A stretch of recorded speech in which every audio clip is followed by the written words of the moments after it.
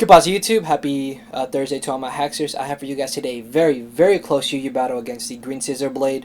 I had this battle back on my stream that I was having on Sunday. So the real only threat I see on his team is going to be the Swampert, just because the only grass move on my team is carried by my Rotom, which is Hidden Power Grass. But besides that, I can deal with him on top. I can deal with Dusclops. If I get Rocks up, Arcanine, Zapdos, and Yanmega shouldn't be that big of an issue. But yeah guys, as I said, this was a very close battle, so I hope you guys will stick around to the very end. And with that, let's get right into it. He's going to be leading off with the Dusclops, as I'm going to be leading off with my Rotom. Now, because it is the very first turn of the game, I know he's not going to switch into the Swampert, predicting me to go for the Volt Switch, so I can freely go for it, not having to worry about it, as he does opt to leave it in, which means I'm going to get a switch out to my Porygon 2, just to basically take the Seismitoss and pull a double switch back out to my Rotom as he Will-O-Wisps. But he turns out to have the Nightshade.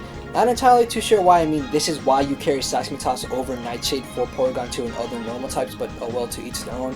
And as I said, I'm going to pull a double switch out to my Rotom to take the Will-O-Wisp, as I can freely go for a Volt Switch or fire off an Overheat, and it completely escaped my mind about the fact that Arcanine could be a Flash Fire. Luckily, he doesn't turn out to be Flash Fire, and this Overheat actually does 50% to it, which was something I was not expecting whatsoever. So not wanting to take a close combat or a Flare Blitz, I'm going to switch out into my Kingdra, as he does opt to go for the Flare Blitz. And as you see here, he turns out to be Life Orb, which is why this quad resisted hit actually did about 10%. Now, I'm going to make a bit of a dumb play right here, and I'm actually going to go for the Draco Meteor, when what I should have really done was gone for the Hydro Pump. I guess I just didn't want to miss, considering that Draco Meteor is 90 accuracy and Hydro Pump is 80 accuracy, as he brings in the Dusclops, and I just barely missed out on the KO on it. So I'm just going to fire off another Draco Meteor, thinking that he would just want to leave in Dusclops for Death Fodder, but no, he makes a bit of an odd switch out to a Swampert. I guess maybe just wanting to save Dusclops for Death Fodder later on in this battle. So there, if I had locked myself to the Hydro Pump, I would have been able to easily 2 KO the Swampert.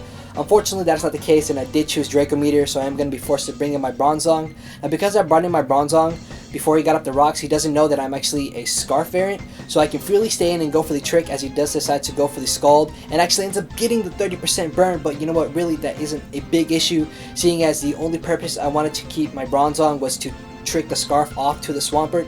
So now I can freely go for the Stealth Rocks. And my mom just walked in. Okay, anyways, I'm actually going to go for the Toxic, which was really stupid on my part, and I should have just gone for the Stealth Rocks, as he brings in the Yanmega.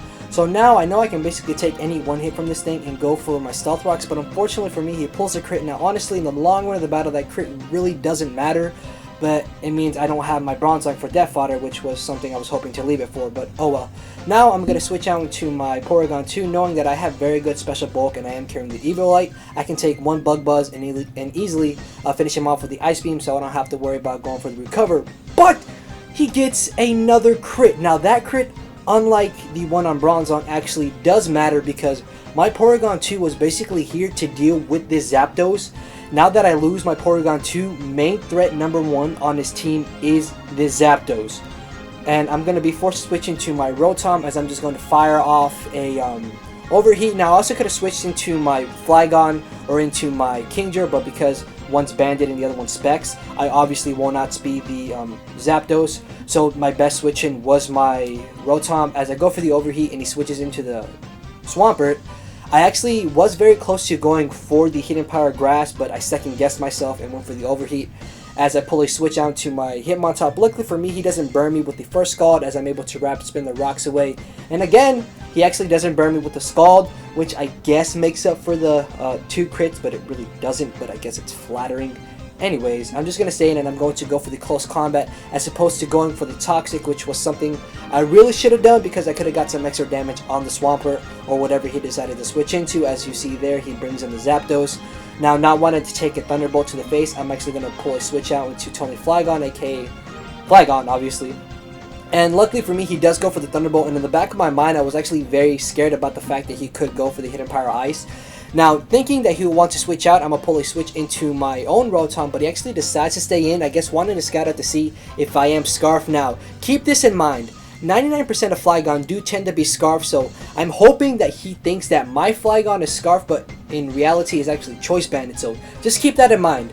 So I'm just going to stay in, and I'm going to go for the Overheat, as he ends up going for the Thunderbolt. I guess just wanted to scout out to see how much damage he would do to me. As the following turn, I'm thinking he might just want to leave in the Zapdos, but because he knows Zapdos does pose a big threat to my team, he's actually going to pull a switch out into the Swampert, and after -2 overheat only does about 2%, as I'm going to switch into my Hitmontop, and I just noticed my Hitmontop's nickname Breakdown. I don't know why I nicknamed it that. I suck at nicknaming. Anyways, he goes for the Skull again, doesn't get the burn, so I can freely fire off the close combat. When again, I should have gone for the Toxic. What am I doing? I don't know, I guess live streaming, people don't think straight, and I really wasn't thinking straight. I was just enjoying streaming and being in the call. But yeah, those just excuses, and I should really think more during streams as well. So knowing that he more than likely would just go for the Will-O-Wisp or the Pain Split, I decided to go for the Toxic this turn. Now, here, I was very close to switching into my Rotom, thinking that he would go for the Will-O-Wisp, but I switched out into my Kingdra thinking that he would predict that and go for the Nightshade, but no, he does go straight for the Will-O-Wisp, and you're going to see that that misprediction actually cost me my Kingdra in a couple turns. So I'm going to freely fire off a Hydro Pump, killing off the Dusclops as he's going to bring in his Hitmontop. Now here is where I say that getting up the rocks possibly didn't matter, because Hitmontop can freely rapid spin them away, but as you're about to see, a modest specs Hydro Pump doesn't finish off this Hitmontop. So he would have more than likely been forced to go for the Rapid Spin, which means I could have finished him off the following turn, saving my Kingdra. Unfortunately, that is not the case, and he can freely go for the close combat, knocking me down to a point where the burn is going to finish me off, as I'm going to switch into Tony, and because I am Choice Banded, I know I can freely go for a U-turn and actually O-code the Hitmontop as he goes for the Sucker Punch.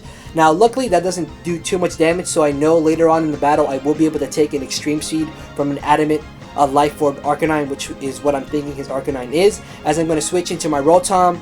Now, here I make the biggest mistake in this battle.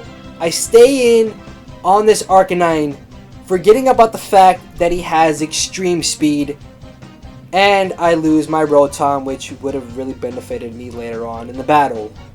So now I'm really backed up into a corner, and again, I make another bad prediction, and I go for the Sucker Punch, thinking he would go for the Close Combat.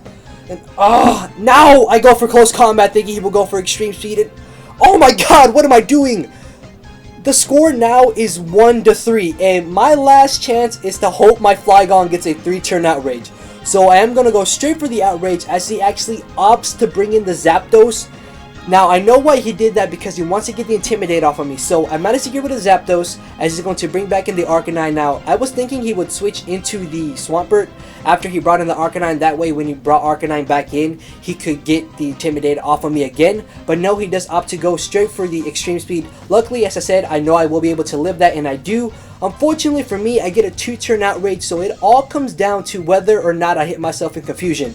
So, it comes down to a 50-50 chance, and Tony, thank you, Tony, pulls through for me, and I'm able to finish him off with the Outrage. And if he had sacked off his Arcanine to get a switch out into his Zapdos, he actually would have been able to finish me off with the Hidden Power Ice, because as I said, I'm Adamant Choice Banded as opposed to Jolly Choice Banded. But because most Flygons are Scarfed, I guess he had that mindset, and I was able to win a very narrow 1-0 victory in my favor. So if you guys did enjoy the battle, you know what to do. Leave a like, leave a comment, subscribe for some more content.